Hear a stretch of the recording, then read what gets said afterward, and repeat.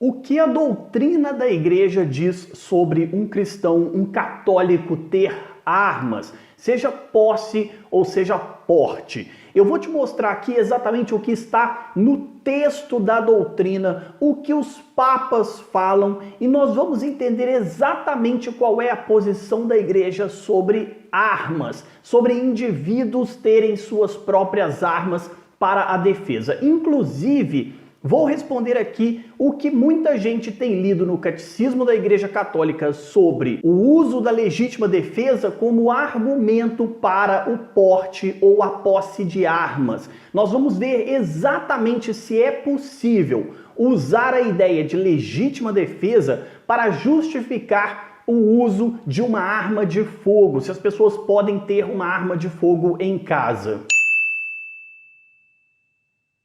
Eu já gravei um outro vídeo bastante completo sobre esse tema, mas desta vez eu quero ler o que está escrito na doutrina da igreja, o que os papas falaram sobre as armas, ao invés de dizer aqui o que eu penso sobre o assunto, ou traduzir, interpretar ou dizer aquilo que eu entendo do texto. Nós vamos ler exatamente o que está na doutrina e nos ensinamentos do magistério da igreja, especialmente dos papas. E você vai tirar a sua conclusão.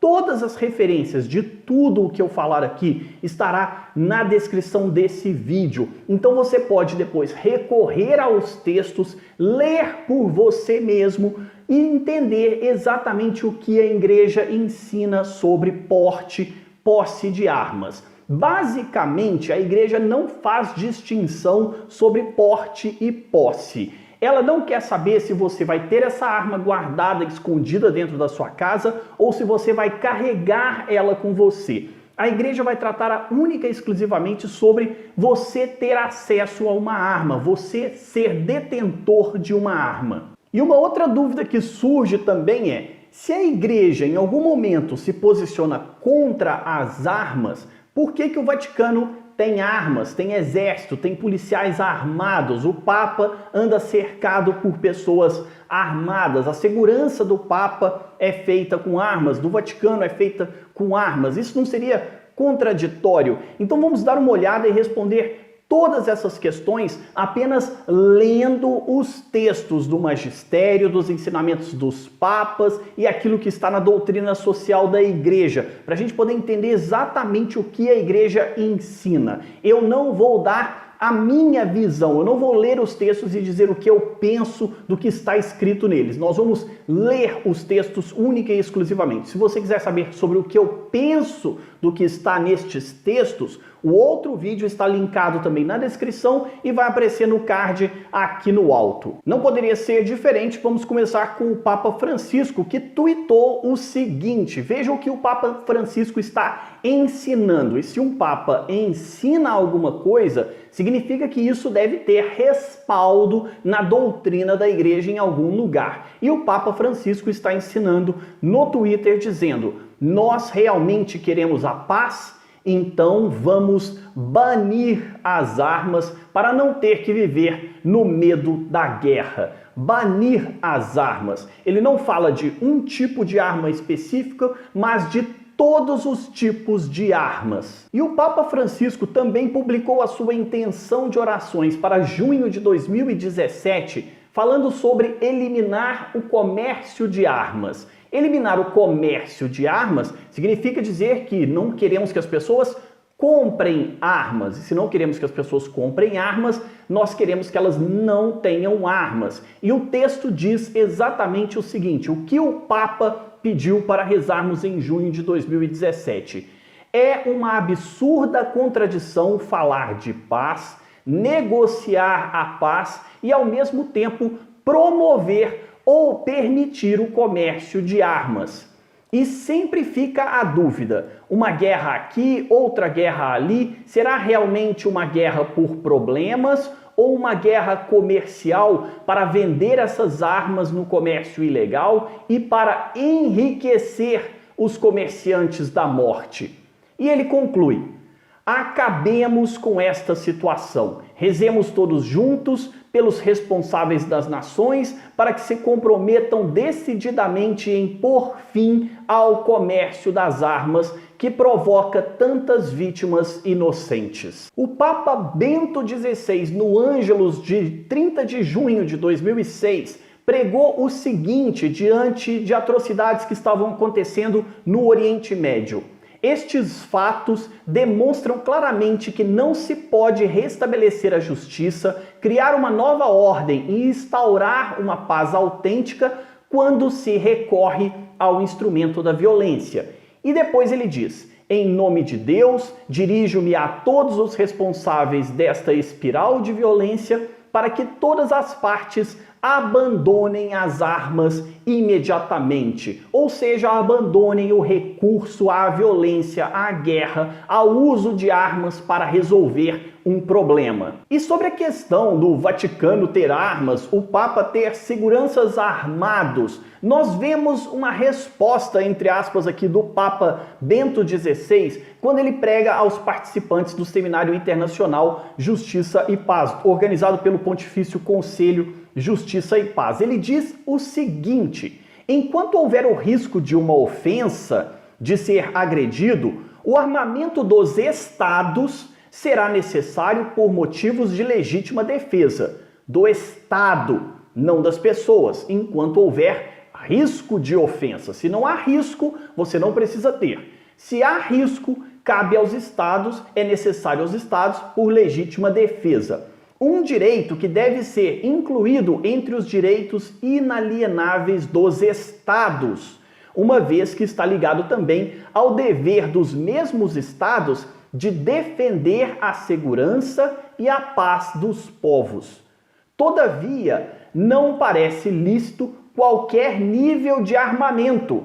Não parece lícito qualquer nível de armamento, porque todos os estados podem possuir unicamente as armas necessárias para garantir a sua legítima defesa. E aqui o Papa Bento XVI faz referência ao princípio de suficiência. Ele recorre aos estados, ele diz aos países, às nações, pensarem sobre o princípio de suficiência, ter apenas as armas necessárias para garantir a defesa do seu território e dos seus cidadãos. Este aqui, no caso, também legítimo para as forças policiais. E o texto ainda continua: estados são chamados a renovar o seu compromisso de modo particular no respeito pelos tratados internacionais em vigor sobre o desarmamento e o controle de todos os tipos de armas. Todos os tipos de armas. Enfim, são necessários todos os esforços contra a proliferação das armas ligeiras e de pequeno calibre, que alimentam as guerras locais e a violência urbana. Para o Papa Bento XVI, as armas ligeiras e de pequeno calibre, estas armas que qualquer pessoa pode comprar, as armas pequenas, digamos aí o famoso 38, elas alimentam as guerras locais e a violência urbana, matando demasiadas pessoas todos os dias no mundo inteiro. Esse texto aqui já responde, portanto, a ideia de por que o Vaticano tem polícia, tem exército, por que o Papa anda com seguranças, porque ainda vivemos uma situação, um momento de que é necessário diante das ofensas, mas o Papa, ele diz, é ter o princípio de suficiência. O Vaticano não tem tanques de guerra, caças de guerra, arma nuclear. Todos os policiais, quem já teve a experiência de ir ao Vaticano, eu já tive a experiência de ir ao Vaticano, você não vai ver todos os policiais armados, você não vê homens com fuzis, ninguém está sob os telhados usando armas de longo alcance. Então, há o princípio da suficiência. O Papa se protege apenas com o que é estritamente necessário para a sua segurança e a segurança das pessoas que estão ali, nada além, fazendo o trabalho de policiamento, de garantia da ordem. E este modelo pode ser seguido por todos os países. Nós temos países que vivem estes princípios, como a própria Inglaterra e o Japão. Outro texto muito significativo é do Papa Paulo VI, de 1º de janeiro de 1976, a sua mensagem para o Dia Mundial da Paz. As verdadeiras armas da paz. Este texto é lindo, é maravilhoso. Eu recomendo que você leia ele na íntegra. E eu destaquei aqui apenas alguns trechos. E esse trecho aqui, ele é muito, mas muito interessante, porque também vai responder sobre a questão da legítima defesa. Eu posso ter uma arma para me proteger legitimamente diante de eventuais ameaças. Muita gente tem lido o texto do Catecismo da Igreja Católica sobre legítima defesa e usado isso como argumento. Eu posso ter uma arma para garantir a minha legítima defesa antecipadamente contra uma eventual violência. E veja o que o Papa Paulo VI nos ensina. Cresce também de modo desmesurado e o exemplo causa calafrios de temor. O municiar-se com armamentos de todo o gênero em todas e cada uma das nações.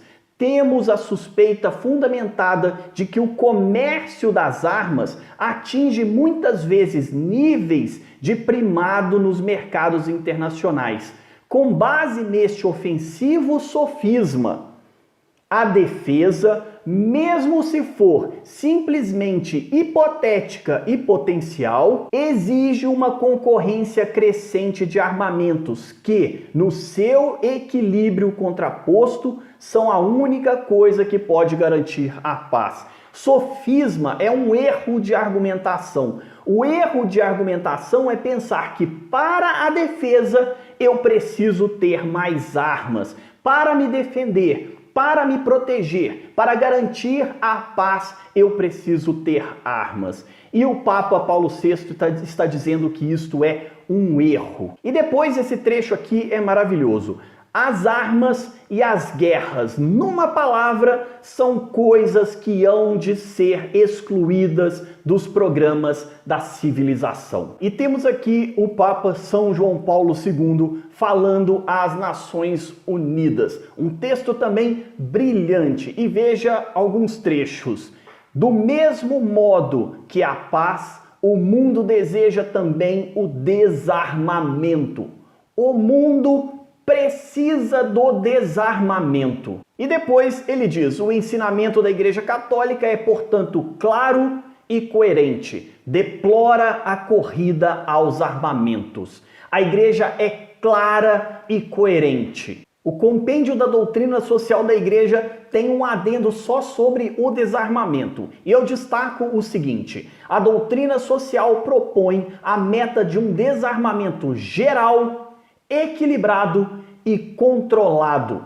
E depois continua, todo e qualquer acúmulo excessivo de armas ou o seu comércio generalizado não podem ser justificados moralmente. Não há justificativa moral, nem a legítima defesa, nem a garantia da segurança da sua família, nada. Não há justificativa moral para o acúmulo excessivo de armas ou o comércio generalizado delas. E continua, o magistério, ademais, expressou sua avaliação moral do fenômeno da dissuasão, ou seja, se eu tenho uma arma, eu posso dissuadir o inimigo. O outro pode ficar pensando, eu não vou agredir aquele porque ele pode ter uma arma. Lembra a questão da segurança? Então a dissuasão, o fenômeno da dissuasão também foi avaliado moralmente pela Igreja. A acumulação de armas parece a muitos uma maneira paradoxal de dissuadir da guerra os eventuais adversários.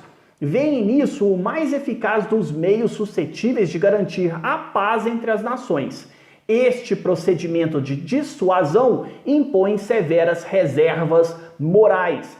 A corrida aos armamentos não garante a paz. Longe de eliminar as causas da guerra, corre o risco de agravá-las. Ou seja, colocar mais armas nas mãos das pessoas, simplesmente com o intuito de dissuadir o inimigo de uma violência ou de uma agressão, pode acabar agravando ainda mais, causando mais violência. E no parágrafo 511 diz o seguinte: medidas apropriadas são necessárias para o controle da produção, da venda, da importação e da exportação de armas leves e individuais que facilitam muitas manifestações de violência. Nós vimos aqui numa série de textos da própria igreja a pregação, o ensinamento, o magistério, os papas falando contra as armas, falando pró-desarmamento, mesmo que seja algo progressivo. É essencial que a humanidade comece a pensar em maneiras de acabar com as armas.